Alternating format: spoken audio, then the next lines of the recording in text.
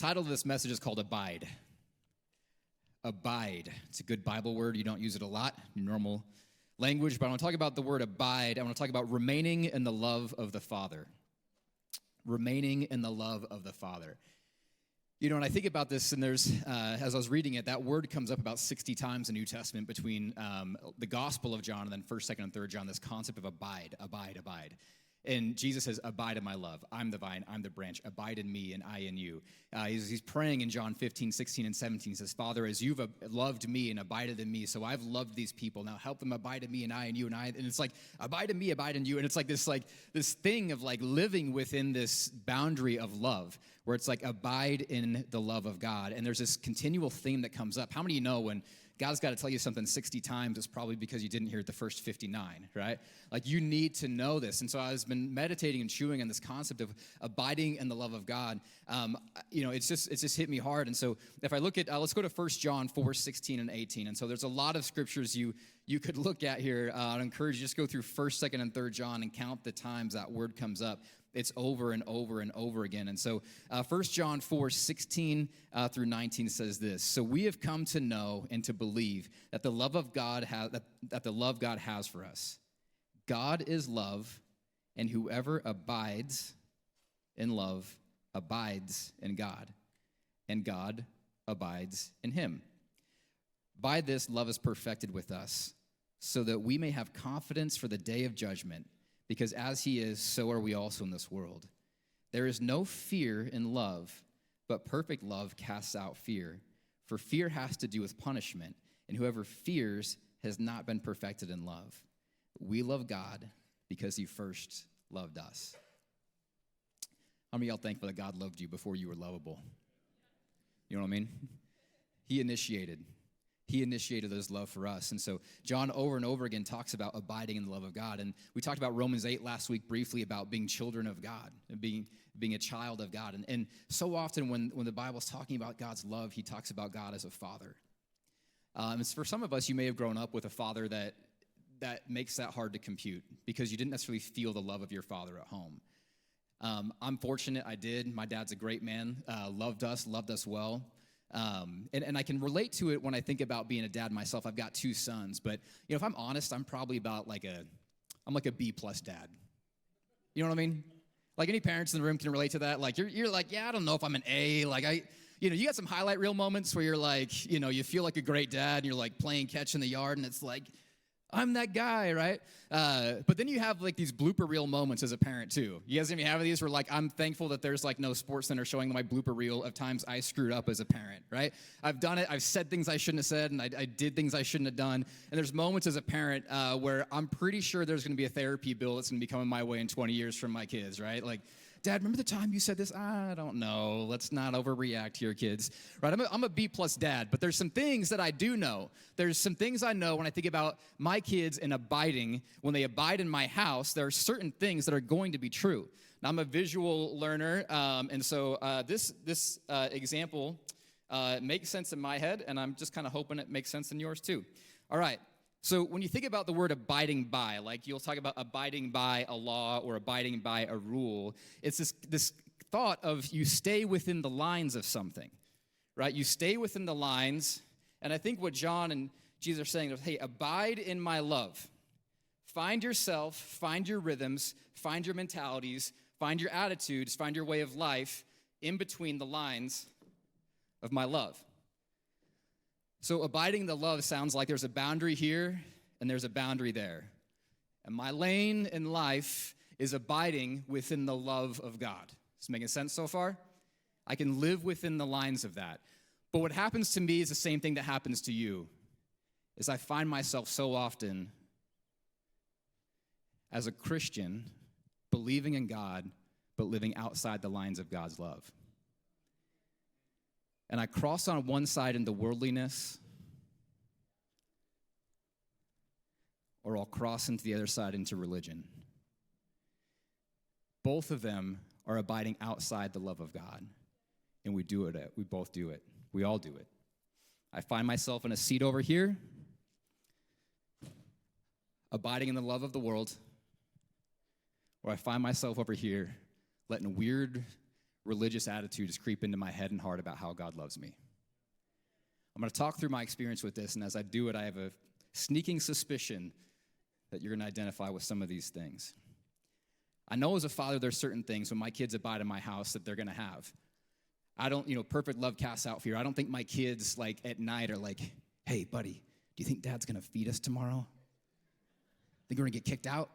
My boys are 8 and 10, for the record, so I might stop feeding them at a certain point if that's what you got to do to get them to leave at a certain point. But as of right now, fridge is open, doors open, let's go.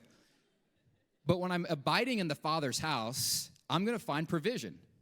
I'm going to find protection. I'm going to find identity. My sons know what it means to be a Williams. There's certain rules in our family that apply because of our last name. One of them is Williams don't whine.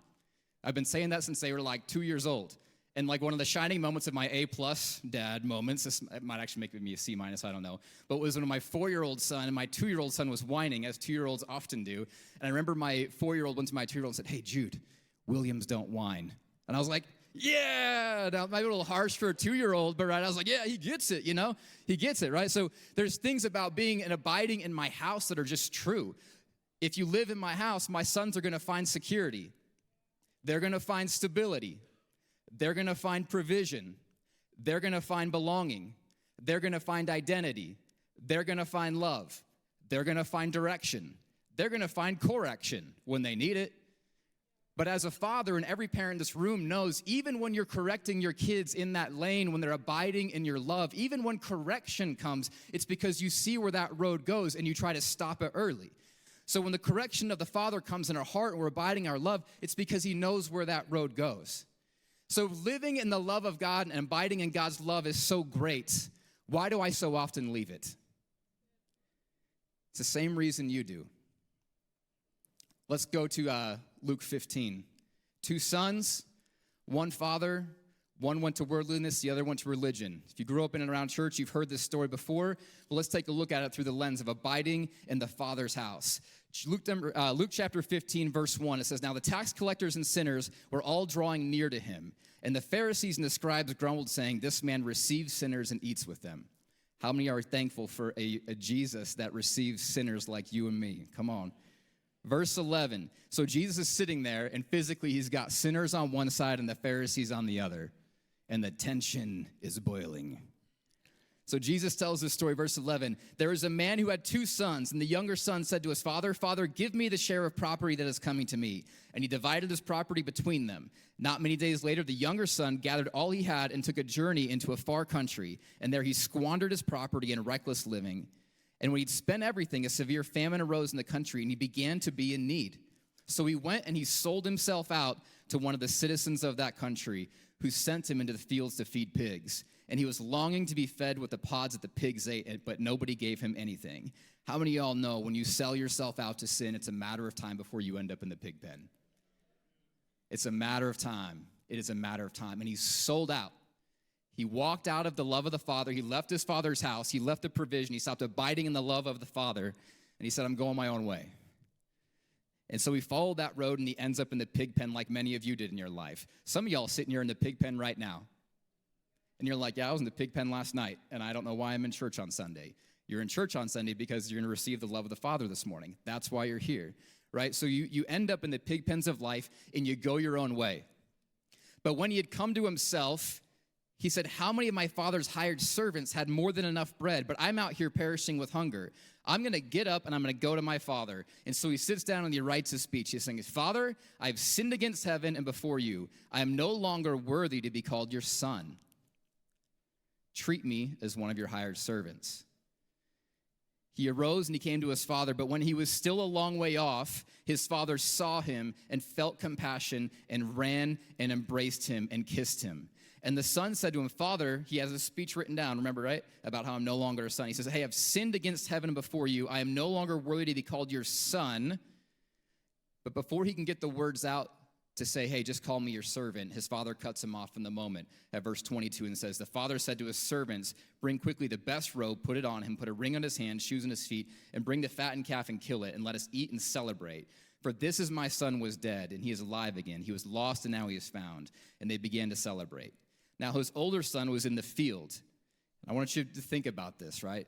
One son went out into the pig pen, but the other one left the father's love to go work in the field. And as he came and drew near to the house, he heard music and dancing, and he called one of his servants and asked him, "What do these things mean?" And he said to him, "Your brother has come home, and your father has killed a fattened calf because he received him back safe and sound." Verse 28, but he was angry, and he refused to go in. His father came out and entreated him, but he answered to his father and said, "Look, these many years I have served you, and I never disobeyed your command, but you never gave me a young goat that I might celebrate with my friends. But when this son of yours," notice not my brother, "when this son of yours has devoured your property with prostitutes, you killed the fattened calf for him." And he said to him, "Son, you are always with me, and all that is mine is yours. It was fitting to celebrate and be glad. For this was your brother was dead. He was lost, and now he's found." The two sons did the same thing that you and I do. They were both surprised at the love of the Father. One was shocked that he was received with compassion. The other one was surprised and angry that God forgave his brother. They both expected the Father to do something different than he did. And most of the time when you have unmet expectations from God, it's not because God is wrong, it's because we've chosen to see him wrong. The reason that you and I step out of abiding in the love of the Father is we start relating to God as a servant instead of a son. We start to believe that there are intentions the Father has for us that are not good. And just like in Genesis 3, when the serpent comes to Eve and says, "Hey, did God really say that? Hey, is your Father really good? Is it really so good to be in those lines of abiding in his love?" God actually knows that that boundary line, if you cross it, you're going to eat the tree and your eyes will be opened and you will be great and you will be like God and you will be this. And this Father of yours is actually holding you back from a better life. And so Eve fell for it, and so do you and I. Something comes in our head and heart that starts to question the intentions of the Father. And so we go one way or the other. We go into worldliness, or we creep over here into religion. This guy's upset because he sees a sinner being saved, and he starts reminding God of the scorecard, saying, "God, didn't you see everything I did? I've been walking with you for 20 years. I've been acting right. I've been doing right. I've been living right. I've been doing all of these things. You owe me something, God." That's how servants act. Let's change the word. That's how employees act. It's a transactional relationship with God where I do my work, he pays me. I do my work, he pays me. And I transact with the master, and I work for the boss, but I'm not relating to him as a father anymore.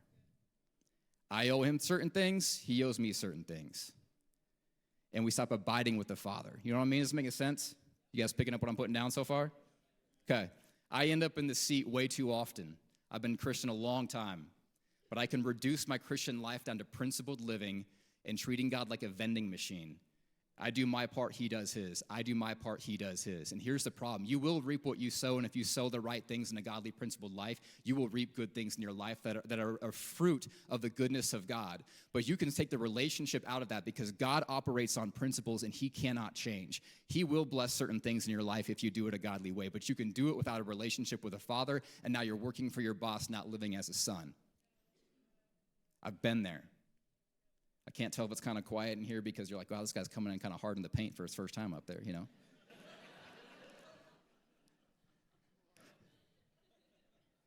I was looking at the clock. I'm like, I was running low on time out of the gate, so I had some funny anecdotal stories up front, but I crushed him. I took him out, didn't have time. But just trust that one thing me and a mushroom both have in common is we're both pretty fun guys. That was a dumb joke. Okay, here we go. Here's what happens.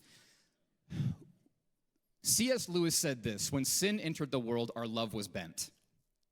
When sin enters the world, our love got bent. And so what happens is, in Genesis 3, the serpent comes to Eve and puts a hook in her heart, and let's not let Adam off the hook here, and says, hey, and our love becomes bent. And so we start to believe, and here's what I mean when your love is bent. Your love has a hook in it. I'm borrowing this from a pastor named Bob Mumford. It's an illustration that stuck with me for a very long time. But he says your love is bent. 1 John chapter 4 says, don't love the world or the things in the world, the lust of the eyes, the lust of the flesh, and the pride of life. The love of the world centers on you. What you want, what makes you feel good, and what's going to make you be in control of your own life.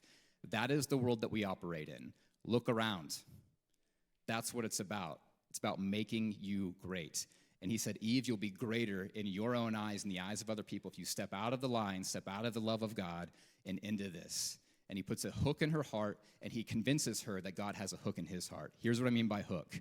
Me doing something kind and loving towards you and reaching out to you ultimately has something in it for me. You know what I mean?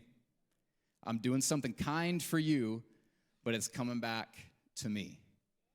And so I want something good for you, and I can love you, but ultimately there is something that is in it for me. And that is a warped view of love, and that is not how the Father loves you. But if the only revelation that you understand of love is a bent, worldly view of love, you believe that God's love towards you, he's reaching down to you with that hook saying, hey, it's really in it for me. And we have a hard time believing in a good God that would love us unconditionally with all the junk that we got going on. I want to talk about some of these hooks and what they mean. These things convict me. So you might be a better Christian than me, but I'm going to go through these 7 things, and they wreck me. They wreck me pretty good. Love with a hook in it. My reaching out to you is subtly about me. What happens then, too, is when 2 people are involved in this, what should be a loving relationship,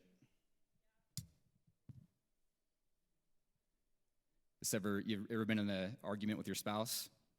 Me either. Someone's going to win this thing, and you got a mental, emotional tug-of-war going on. I love you, but I really want something for me. You know what I mean? We think that's how God loves us.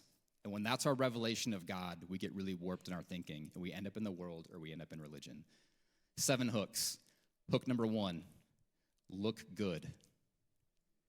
My intention for you and my behavior is actually about me looking good. You ever had that moment? Here's one that's super raw, and you're going to think way less of me if I give this example, but you've done something just as bad, so don't judge me yet. Just saying to me right now, I was playing catch in the front yard with my son, throwing the football back and forth, and a neighbor drove by, and they gave me the look out the car window, like the Americana, oh, he's playing catch with his son. Something in me felt like that looked pretty good. In the eyes of that random neighbor, they probably thought, Williams, good dad. That's pretty screwed up, right? Don't get so holy on me. I can love and do something for love, but then ultimately I go back because I'm really doing it about me. My main objective is winning the praises of people with look good. My value goes up and down based on how I look. The era of social media has made this even worse. We post this, we all know, come on. You post your highlight reel to social media, but no one sees your practice tape. Then we sit around in comparison mode against each other, wondering how come I don't look as good as they do. So then my motives get twisted and warped, and I'm reaching out to other people subtly because I want something back for myself. This will look good on social media when I post it. Everybody smile. Let's act like we weren't arguing the entire way here, right? Like, you know. I greet first service every other Sunday. I've seen some of y'all pulling up in the minivan, super heated at each other. You can yell at the kids the whole way here, and as you're pulling up, hey, brother. Come on. Why? Because I want to look good. And so I'm going to change my voice tone towards you to reach out to you in affection, but ultimately it's subtly about me. Hook number 2 is feel good. Using people as an avenue to feel better about ourselves. We do it, chase the feeling. People that are, in dating relationships, sometimes what they're actually chasing is feeling better about themselves, and they're using you as the avenue to do it. And the second that you stop making them feel good, you're gone. It wasn't about you to begin with. It was about them. I want to feel good. Hook number 3, be right. Be right. You ever been right about the wrong thing? And I'm engaging with you, but ultimately, as soon as be right enters the chat, things get real tense. It's what's going on social media right now. It's a war of the be rights, right? And so my relationship with you is ultimately about me feeling good about me and being right. This is the lust of the eyes, the lust of the flesh, the pride of life. This is the way the world operates. And if we love God like the way we love the world, or like the world loves, we get a warped view, and all of a sudden, I've got my hooks out towards God, and I believe he's got his hooks out towards me. And it will force me in one lane or the other. You guys picking up what I'm putting down so far? Hook number 4, stay in control. Do not tell me what to do. I want to stay in control. I'm going to love you to keep you enough at a distance, but I'm going to draw the lines as soon as you start infringing on what I want to do.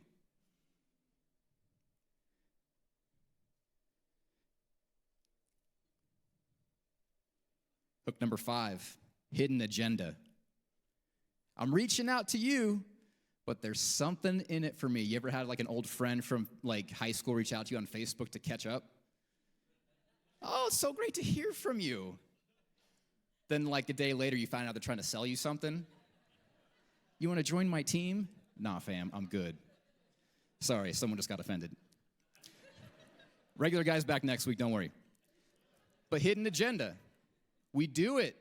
We reach out to people with an agenda that is not over. We are reaching out with kindness and love, but ultimately there's something in the world's way of loving that pulls it back at ourselves.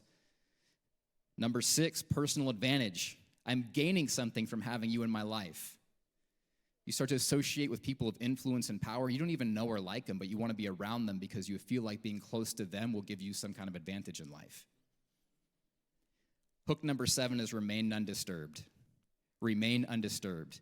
You're in my life, but I won't change for you or adapt to you. Husband, you ever hear the baby cry at 2 o'clock in the morning? And you acted like you were asleep long enough for your wife to wake up and go handle it? Me either.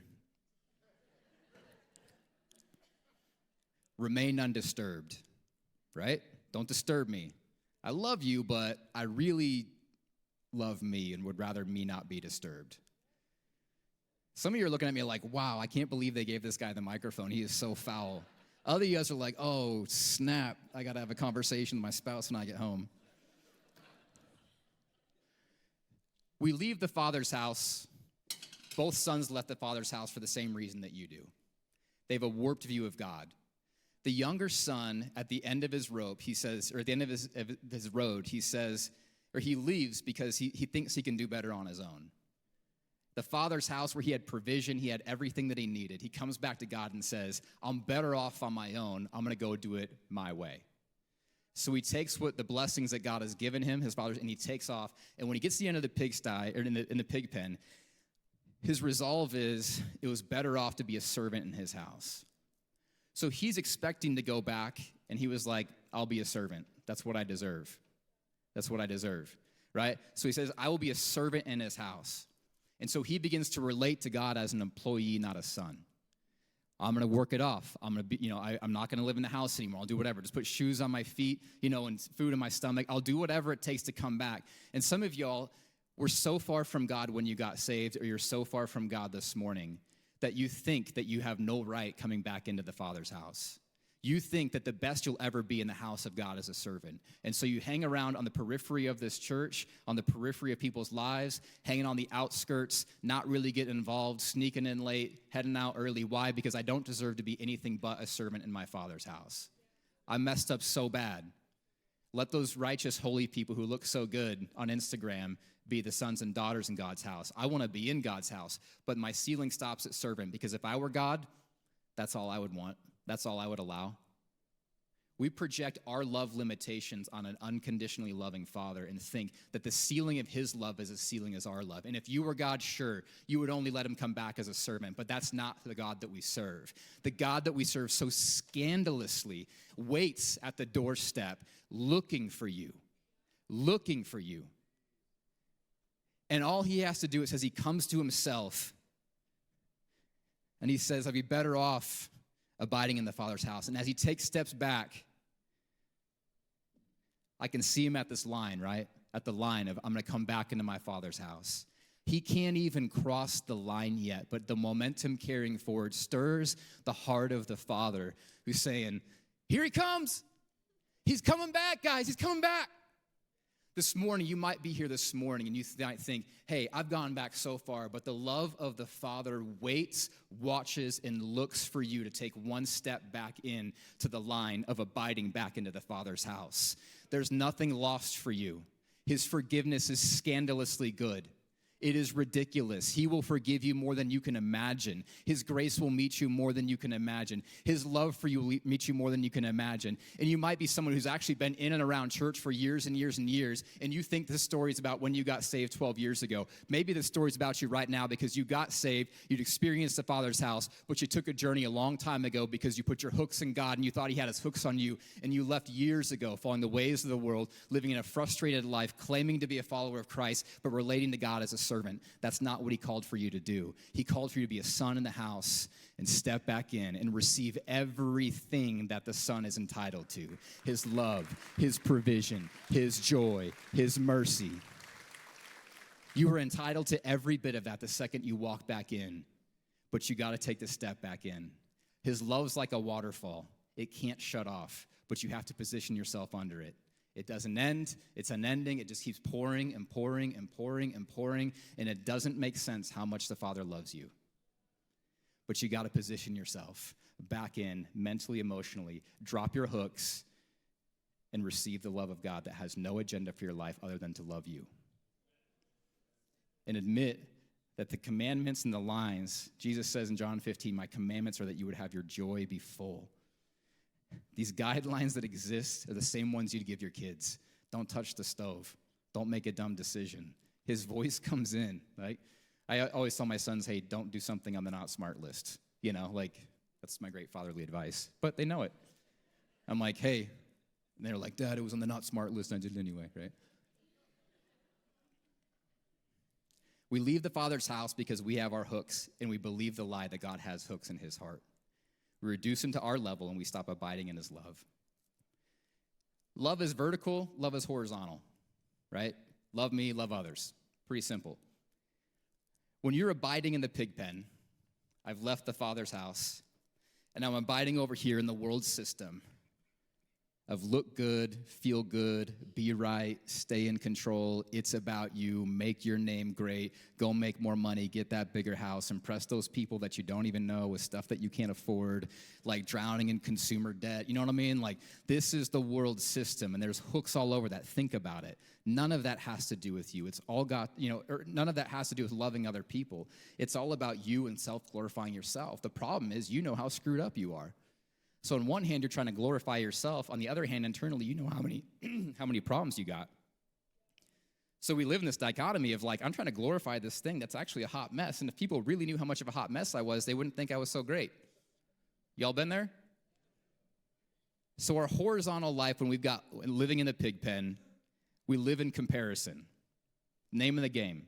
I compare myself to you, what car you're driving, what clothes you're wearing, what school your kids go to, what neighborhood you live in. We live in comparison because we've got our hooks out on other people. We live in manipulation. People who go to the pig pen often end up hurting the people that live closest to them. Because really, when it comes down to it, you're manipulating everyone around you so that you feel better about yourself. And every ounce of love that you've got towards other people is really turned in back at you because you've got an unredeemed version of what love is. And now all of a sudden, you've got a string of broken relationships, lost jobs, broken promises all over your life because the thread starts falling off the thing. You know what I mean? Anyone else ever been there? A trail of hurting people around us, consuming other people for our personal gain, glorifying ourselves to win the acceptance of people we don't even know or like. Like the younger son, we sold ourselves in the name of freedom of being me, but we actually sold out to being the sin of a slave. Sin is a cruel taskmaster. The world is an awful boss. It's a terrible place to work and serve. The love of the Father is a clean place to live and serve. So horizontally, we've got broken relationships all over our life, and you might be there right now. Your life's a mess, and it's because you love people with a hook in it. But vertically, we assume that God has hooks in his, so we end up here and we never come back in the Father's house because we assume that we have shame awaiting for us from the Father. We assume we've got guilt. We assume we've got mistrust between me and God. We assume that God's got his hook out waiting to punish us. And we ultimately think we're a giant burden to God. And that whole remain undisturbed thing, I can't disturb God. I'm a mess. He's too busy, right? You ever done that? You're like, God, don't worry about me. I'm going to sleep in the pigsty because I deserve it. You go spend your time with the good kids. You might not have said that, but you behaved like it. You know what I mean? You guys picking up what I'm putting down? Life in the older brother. We start abiding over here. When I talk about abiding, it's how we think. It's how we process. It's how we live. It's how we view the world. I step out of the love of the Father, and I sit down in the capability of me. Horizontally, our be-rights get out of control. How I would do it becomes a standard for how everyone else should do it. Not the way I would have done it, so it's wrong. You ever worked for that person? If you're not careful, it'll creep in your heart and you'll parent your kids that way. Not the way I would have done it. Arrogance of reinforcing your look good and stay in control. I now must defend the fact that I look good, that I feel good, that I'm right, that I'm staying in control, and we put religious words on it. Your compassion for other people starts to dry up a little bit, and we hook others into our way of Christianity, calling it evangelism. So we're sitting here with our hooks in God, with our vending machine relationship with the Lord, saying, I do my part, he does his part. And we play this tug-of-war game with God and our spirit. And it's a completely dysfunctional relationship with your Father. But then we find people in the world and we say, hey, come on over here. And if you live right, do right, act better, clean up, stop doing that stuff you're doing, get sober, get free from all those addictions on your own by trying harder, you can sit here and have a dysfunctional relationship with your dad too.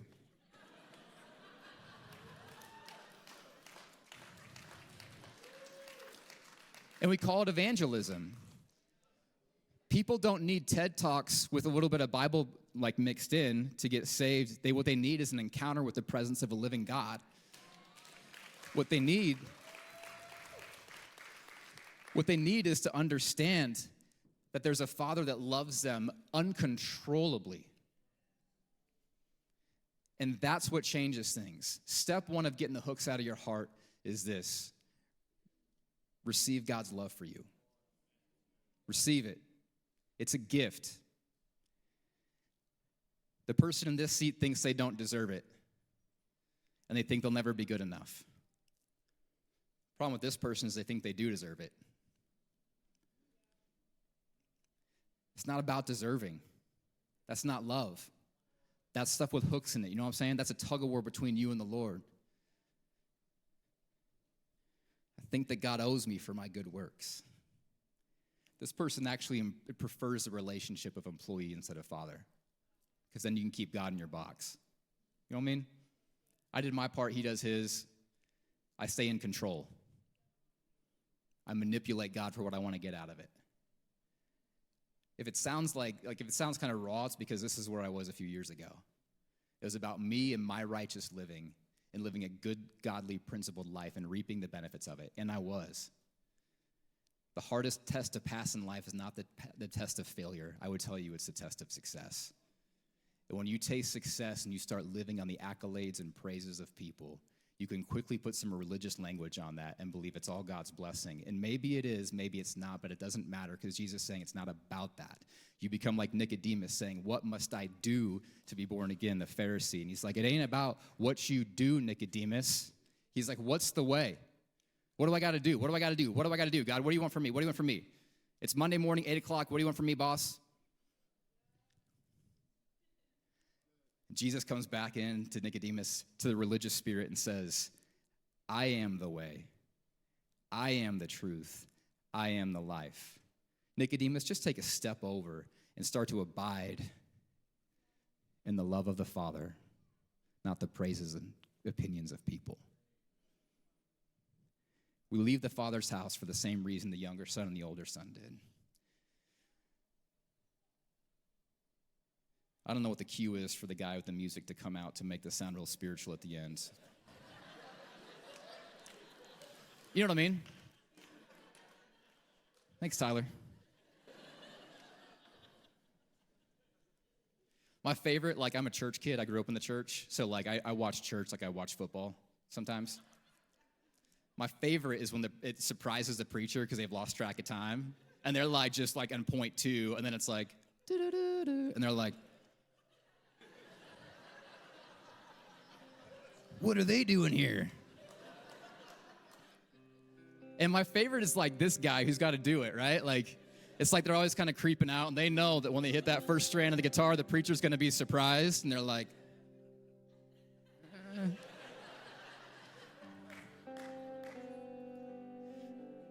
I'm like 12. I just like, sorry.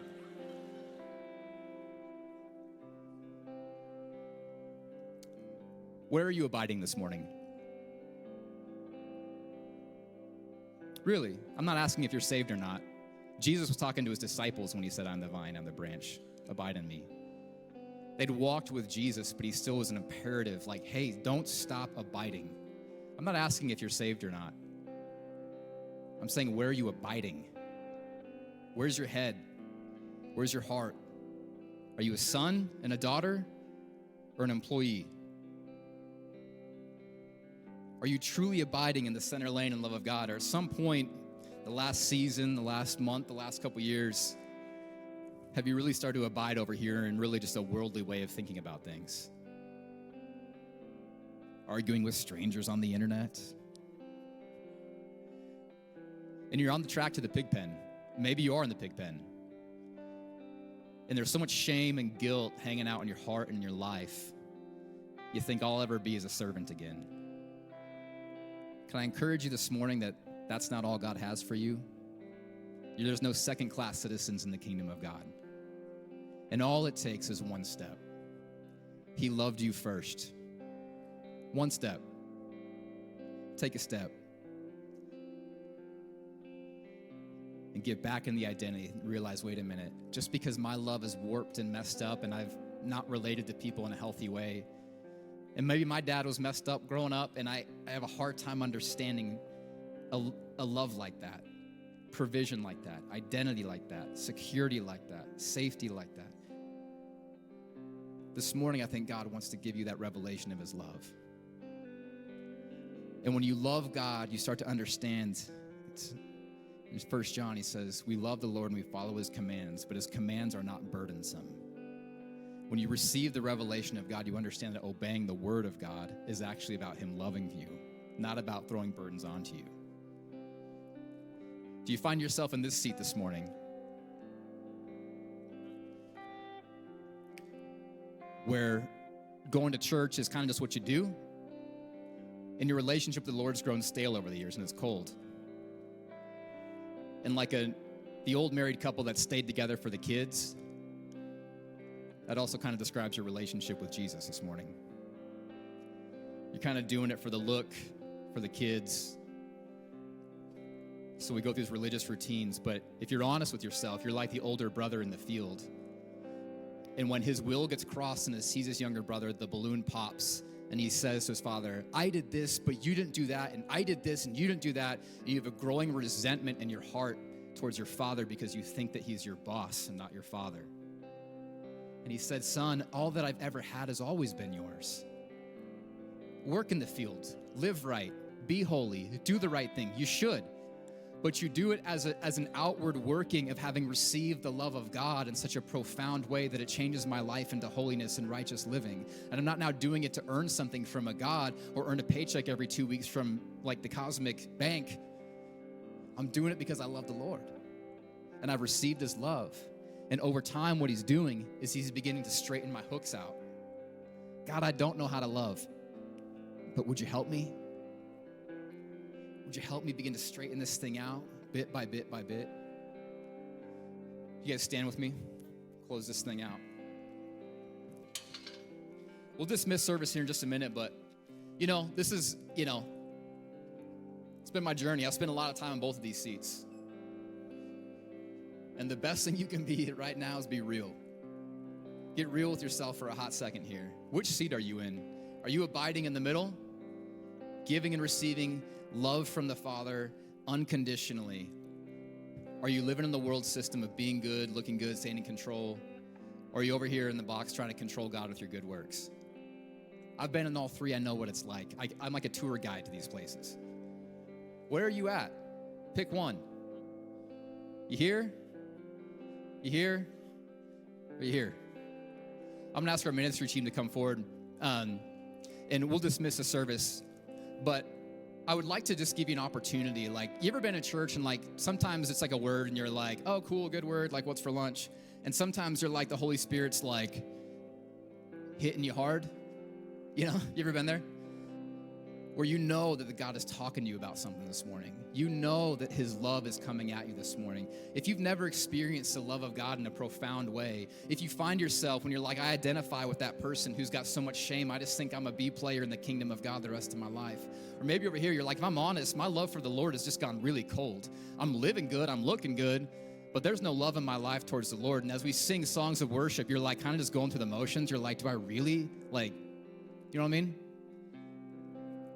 If you're in one of those spots, I would encourage you as we dismiss, come forward and have someone pray with you. Get honest, get real, have someone just agree with you and pray with you, help you turn that page, help you get back in that center lane. This is not a hard thing. This is an easy thing. It is a very simple thing to turn around, come to your senses, and take the step over the line back into abiding in the Father's love. If you need that, I would encourage you to dismiss, to come forward and receive prayer. These people are awesome. I know most of them. Like, they look forward to this. They like woke up this morning thinking like, I hope I get to pray with somebody today, right? It's not like some weird, like, religious thing. Come forward. And if you're in this seat right now, and you will know you're in this seat if you think, I ought to come forward for prayer right now, but what would that look like to everyone else?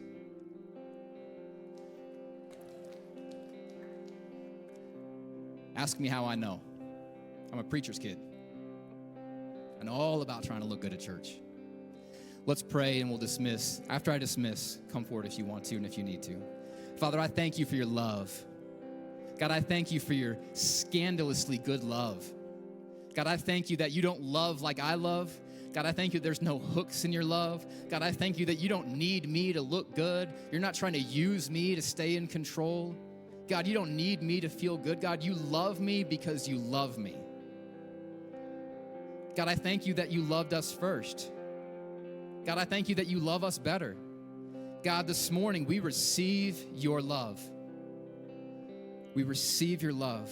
God, I pray that everyone here this morning would have a revelation of a loving Father, that in the Father's house there's provision, that there's identity, that there's calling, that there's purpose. God, I thank you that your love casts out all fear of what might happen tomorrow. God, I thank you that as we step into abiding in your love in our head and our heart, Father, God, that you meet us on the road on the way back. God, I pray that you would help us not be the younger son caught up in worldliness and just going along with what the rest of the world is doing, but help us not to become like the older son who just relates to you like the cosmic vending machine. I pray, Lord, that we would have a revelation of your love in a profound way. Help us all to reorient our lives around your love and abide in the guidelines of your love. God, we thank you for what you're doing in this church. We thank you for what you're doing in this house. God, I pray you bless your people as they go. God, that you'd go with them to the marketplace. You'd go with them to their homes. God, your presence would fill their car on the way out of here. God, your presence would fill their home on Thursday morning. God, I pray that you would give them ideas and solutions in the marketplace and the workplace. God, I pray that we would be kingdom people in a time and a season that desperately needs us. Help us walk in your love. In Jesus' name, amen. Thank you. Have a great week.